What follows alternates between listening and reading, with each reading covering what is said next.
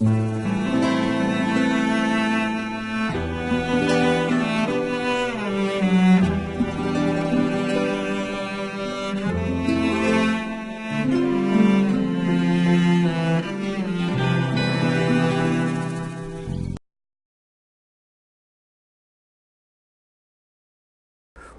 zannediyorum Üstad Hazretlerinin reçete olarak verdiği o husus çok önemli.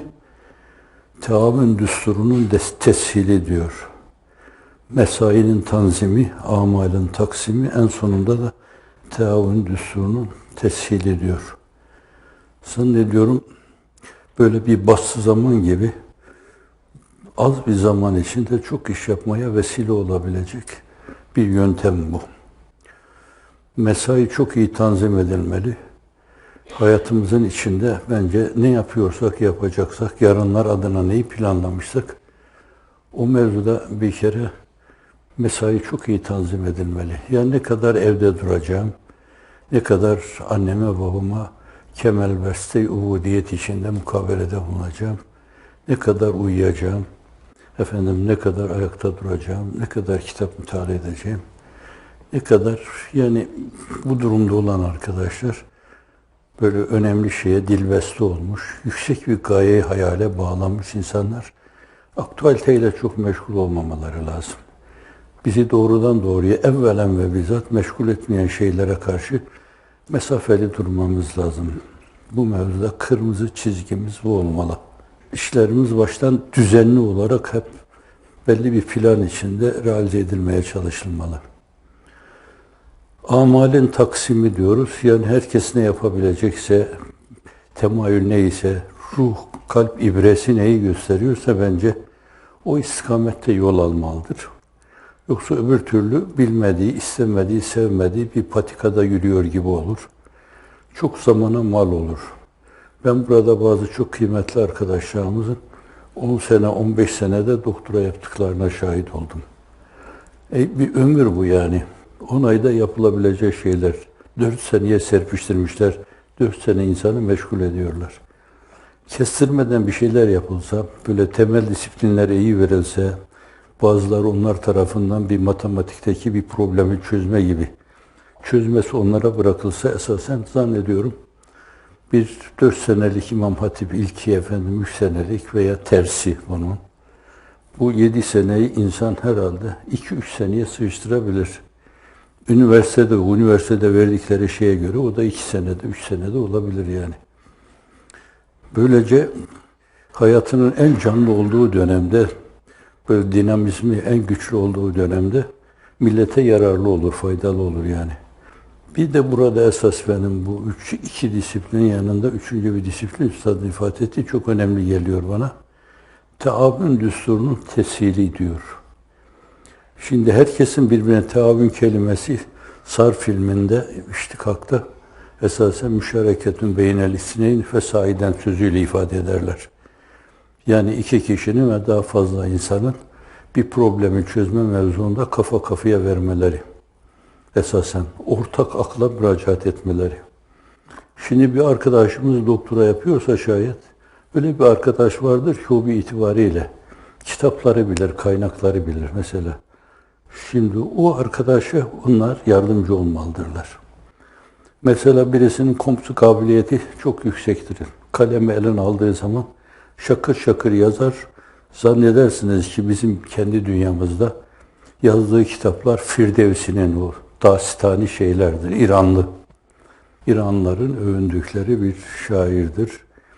Öyle bir kabiliyeti vardır. Bir meseleyi komşu etme mevzunda da o arkadaşına, kardeşlerine yardımcı olmalıdır yani. Böylece zamana büzme, daraltma, çok kısa zamanda taşı eritebilecek damlalar halinde mermerin bağrına dökülme. Bu da Türk atasözünden mülhem bir şey dedim.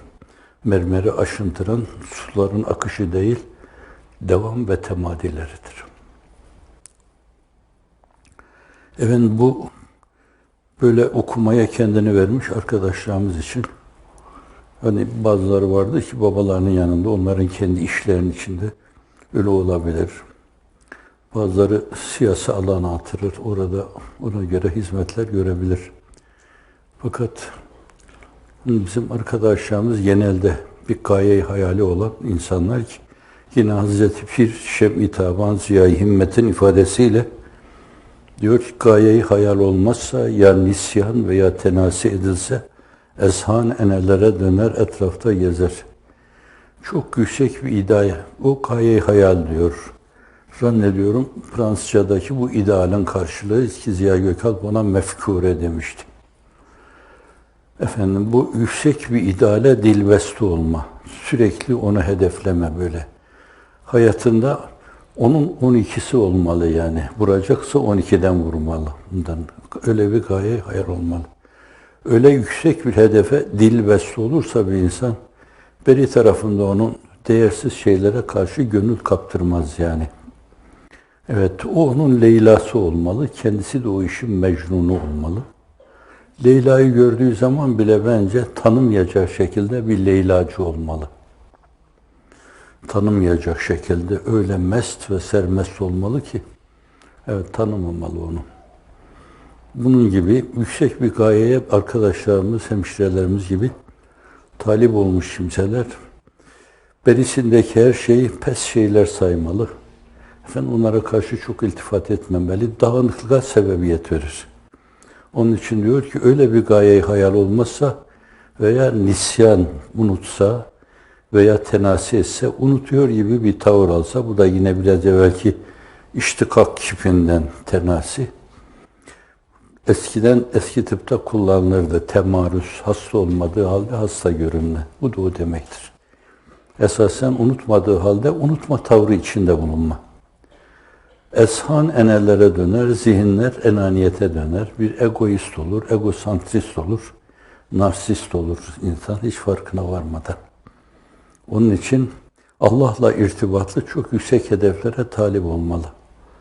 Yani ne yapsam ki onun hoşnutluğunu ve rızasını kazansam, Hazreti Ruhu Seyyidül Enam'ı memnun etsem, teşrif buyursa, benim kalbime otağını kursa, benim gecelerimi nurlandırsa, keşke her gece öyle olsa, insan gönlünü bunlara kaptırınca, zannediyorum bu artık deli bir sevdalıdır. Başka şeyi görmez, düşünmez. Ebu Bekir çizgisi, Ömer çizgisi, Osman çizgisi, Ali çizgisi, daha yüzlerce Mus'ab bin Umeyr çizgisi. Ben o diğer iki kolunun Uhud'da biçildiğini kitaplarda görmüştüm de fakat önemli bir hoca efendi vaaz ederken kürsüde kendisine saygım vardı. Dinlerken bir darbe de boynundan yemiş. Fakat işte o zaman yıkılmış. Yüzünü toprağa kapamış. Aman kimse görmesin diye. Melekler bana derler ki hala boynun vardı da senin Resulullah'a niye iliştiler falan. Utanıyorum ya Rabbi senin huzuruna çıkmaya. Bu kadar ona dilbeste olmak. Bu ona doğru atılan adımdır, adımlardır. Siz bir adım atarsanız 10 adımla mukabele görürsünüz. Kutsi hadis ifade buyuruyor ve bunu zat-ı üluhiyet diyor. Kulum bana bir karış gelirse ben bir adım gelirim diyor. O bana bir adım atarsa ben gezerek gelirim diyor ki biz böyle teşbihe, teşsime, haize, mekana, Cenab-ı Hakk'ın otağını kurmaya bunlar delalet ettiğinden dolayı mahsurlu buluyor, mukabelede bulunur diyoruz yani. Sizin alemden beklediğiniz şey, alemin sizden beklediği aynı şeydir. Bunlar. Bir şeyler bekliyorsanız, bir şeylerin beklendiğini bilmek lazım. Sözlerin tesiri önemlidir. Biraz evvel Firdevsi dedim yani. Firdevsi gibi konuşabilirsiniz veya Mevlana Celaleddin Rumi zenginliğinde veya ifade zenginliği itibariyle tabi üzerinde durduğu konular hepsininkinden daha önemli. Hazreti Bediüzzaman ifade zenginliğiyle yani. Üzerinde durulmadık bir husus yani. Üzerinde durulması gerekli olan bir şey. Her konuyu o konuyla alakalı çok zengince kelimelerle nüanslara dikkat ederek nasıl ifade ediyor öyle. Şimdi öyle o tarzda, o üslupla çok yukarıdan anlatsanız bize, hatta yani biraz Jules Verne hayaliyle yani anlatsanız onlara, denizin dibinde 24 bin fersah veya işte göklerde Baytekin. Anlatsanız bile zannediyorum çok cazip gelmeyebilir.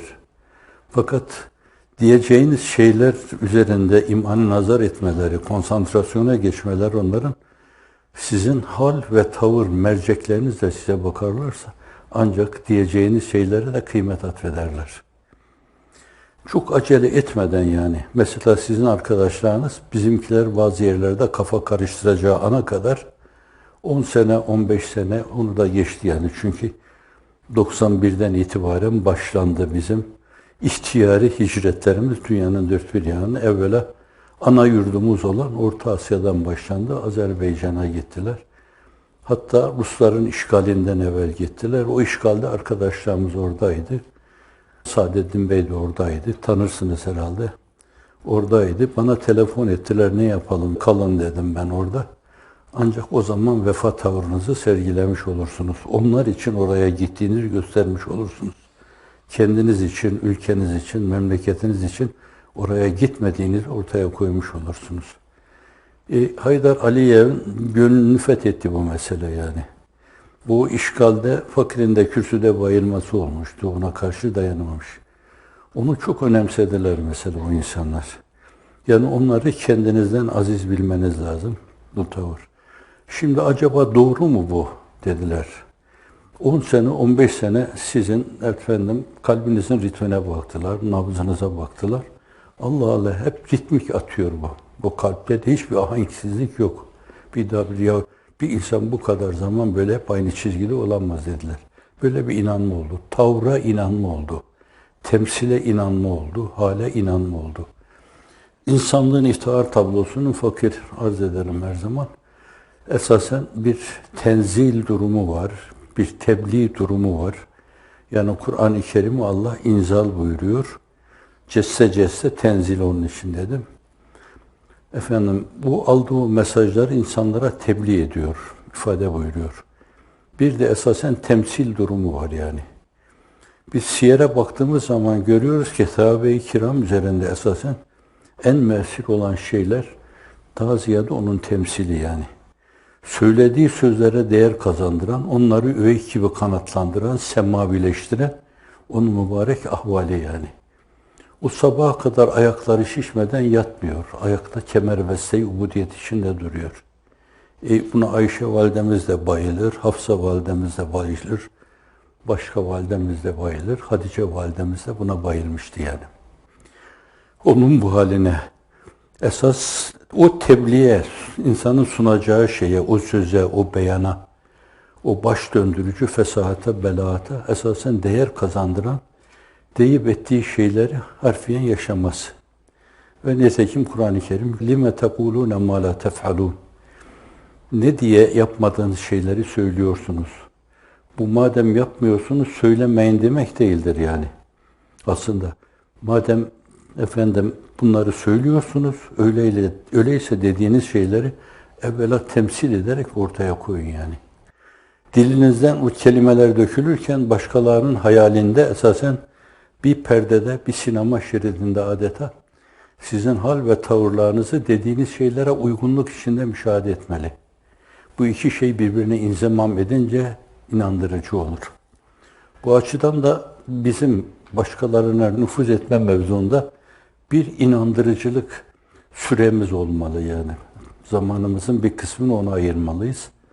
Hakikaten onca zaman bizim mümkünse yani hatta dimağımızı, nöronlarımızı dinleseler, böyle hep aynı sesi alsalar, aynı ahenk içinde alsalar, o insanlar inanırlar bize, diyeceğimiz şeylere de inanıyorlar.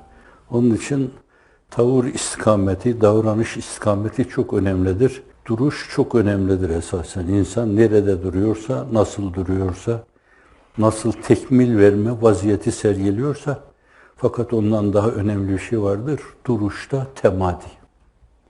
Uzun süre o istikamette öyle kalma ve senin o olduğunu ortaya koyma. Evet, ben bundan başka değilim yani. Sözün, beyanın, bakışın, mimiklerin, göz irisinle işaretlemelerin senin hep aynı şeyi, aynı noktayı böyle hedeflemeli. Ve zannediyorum bu inandırıcı olur. Ağzınızı açıp konuştuğunuz zaman da bu hal ve davranış istikameti insanın hal ve davranışını aksettiren beyanları falan diyecekler, evet. Karşı koymazlar yani. Zannediyorum o tavır ve davranış istikametini eğer koruyabilseydik, bugün çok kimse hakikaten Müslümanlığı en azından din olarak kabullenmese bile bunlarla geçim olur diyecekti yani. Sonra bir de bütün bunların arkasında siz samimi bu yolda yürüyorsanız, biraz evvelki mülahazalarda kendi dırdıriyatım içinde, siz Cenab-ı Hakk'a karşı bir adım atarsanız ona bence gelme mukabelesinde bulunur. Siz gelme tavrını sergilerseniz koşma mukabelesinde bulunur. Koşma mukabelesine karşı siz tavırlarınızı ayarlar, biraz daha üveyikliğe dönerseniz o da üveyik mukabelesinde bulunur. Daha hızlı şeyler varsa, kuşlar varsa, daha hızlı uçaklar varsa şayet öyle bir mukabelede bulunur. Mukabele diyoruz bunlara. Yemez, içmez, zaman geçmez, veridir cümleden Allah. Tebeddülden, tagayyürden, dahi elvan-ı eşkaldan muhakkakul müberradır. Budur selvi sıfatullah. Ne göklerde, ne yerlerde, ne sağ sol ve ön artta cihetlerden münezzehtir ki hiç olmaz mekan Allah. Diyor İbrahim Hakkı Hazretleri Tevhid namesinde. Evet, onun için acele etmemeli. Et-te'enni mine'r-Rahman, el-eceletün ve şeytan. Hazreti sahibi zişan öyle buyuruyor. Teenni, temkin, atacağı adımları bilerek atmak esasen, evet, sürçmeyecek, düşmeyecek yerlerde yürüme, bunlar çok önemlidir. Vakitsiz hedefe şitab eyleyen diyor, kaybeder. Vakitsiz. Yani her şeyin vaktini, zamanını çok iyi belirlemek lazım. Adeta bir iftar vakti gibi yani. O vakitten biraz evvel orucunuzu açarsanız o gün akşama kadar boşuna aç durmuş olursunuz. Sonraya bırakırsanız kerahet irtikab etmiş olursunuz. Çünkü sahibi şeriat orada efendim ilel mağrib diyor yani artık. Bunun gibi bu miadı çok iyi yapmak lazım, kullanmak lazım. Vaktin merhunu gelince ona göre diyeceğimiz, edeceğimiz şeyi dememiz lazım. Yavaş yavaş, adım adım. Düşünün ki insanlığın iftihar tablosu, hani yine kendisi hadis-i şerifte ifade buyuruyor. اِذَا رُؤْيَ ذُكِرَ اللّٰهِ Hakiki mümin görüldüğü zaman Allah hatırlanır. Sahabe, tabi'in, tebe-i tabi'in içinde bu kıvamda insanlar vardı. Bir meclise girdiklerinde tavır ve davranışlarından adeta böyle lafz-ı celale dökülürdü onlar. Allah derdi millet hep. Önce fakat insanın iftihar tablosu oydu yani. اِذَا رُؤْيَ ذُكِرَ اللّٰهِ İnsaflı bakınca, garaz, haset, çekememezlik olmayınca, efendim Abdullah İbni Übey İbni Selul, Kâbül Eşref, bunlar sindirememiş, hazmedememişlerdi. Aralarında onca zaman kaldığı halde temerrütlerini devam ettirdiler. Ama Abdullah İbni Selam insaflıydı yani. Allah Resulü'nün mübarek çehreyi, direkşarını görünce, vallahi bu çehrede yalan yok dedi. La ilahe illallah Muhammedur Resulullah dedi yani. İnsafla bakanlar öyle dediler. Şimdi zannediyorum bir gün inşallah sizin çehrenize bakan kimseler, evlerine gidip çayınızı içtiğiniz zaman, evinize gelip sizin çayınızı içtikleri zaman, onlar sizinle içli dışlı olacaklar, kaynaşacaklar. Kültürümüzün güzelliklerini onlara verirken, onların kültür güzelliklerini alırken karşılıklı, buna alışverişte taati denir yani. Siz bir şey veriyorsunuz, mukabelesinin anlamında bir şey alıyorsunuz böyle. Bu alışveriş böyle devam ettiği sürece zannediyorum, bunlar çok ciddi bir sıcaklığa sebebiyet verecek. Dediğiniz şeyleri de o sıcaklık içinde kabullenecekler efendim ve kazanımdır bu. Ne o mevzuda insanın iftihar tablosunun kullandığı yöntemler, argümanlar, ne de efendim samimiyette inhiraf göstermeden zannediyorum, yürüdüğümüz yolda yürürsek esasen o şehrahı insanlar görmezden gelmeyecekler. Yürünen yol bir şehrahtır ama bugün onu yanlış temsil edenler patika haline getirmişlerdir. Evet, burada yine antiparantez bir şey diyeyim. Türkiye'de bugün sergilenen Müslümanlık dışta buna bir kilisenin haziresinden, bir havranın haziresinden baktığınız zaman Müslümanlık dediklerinde aman Allah göstermesin derdiniz. Zannediyorum. Derdiniz. Öyle mide bulandırıcı bir tavır var. Öyle değil esasen. Ütopyalarda olduğu gibi böyle baktıklarında hayran olmalılar. Arkadaşlarımızda biraz bu ruh haleti hissedildiğinden geçen de misyoner mahiyetinde birisi gelmişti buraya da fakat öyle Müslümanlığa hayranlık duyuyor ki ben sizin arkadaşlarınız dedi. Kelimesini ifade edemem tabi aklımda kaldığı şekli. Sizin arkadaşlarınızı tıpkı Seyyidina Hazreti Mesih'in havarileri gibi görüyorum. Efendim yaşatma duygusunu yaşama zevkine tercih etmişler. Dünyanın dört bir yanına böyle tohumlar gibi saçılmışlar. Toprağın altında çürüyorlar çünkü kendileri için yaşamıyorlar. Ama bir başa yürüyecekleri muhakkak. Bu ilaveler bana ait. Evet. Onunla geceleyenler, hep onu heceleyenler mutlaka bir gün Ebced'e çıkarlar, bir gün Fatiha derler, bir gün Amme derler, bir gün de Bakara der, diyeceklerini tamamıyla ifade etmiş olurlar. Evet, Allah'a zahmet etmişsiniz. Bu türlü şeyler fazladan yani. Sizin gelmeniz gülden, çiçekten daha önemli. Allah razı olsun. Bu temiz gönüller Cenab-ı Hak nasıl teveccühte bulunacağını kestirmek mümkün değildir. Bir gün cihan inşallah bu gönüllere kapılarını kale kapıları gibi aralayacak. Kendi kendilerine buyurun edecektir inşallah. Biz o ütopik tavrı sergilemeli, o cazibedar güzellikleri ortaya koymalıyız. Evet, inşallah hemşiremizin dediği gibi iş dökerek tohumlar gibi dünyanın dört bir yanına saçıldınız. Esasen onu bulan neyi kaybetmiştir ki, onu kaybeden ne bulmuştur ki? Öyle bir şeye talip olmuşsunuz ki bence bütün dünyalar onun yanında bir damla etmez. Efendim. Allah afiyeti daim ihsan eylesin.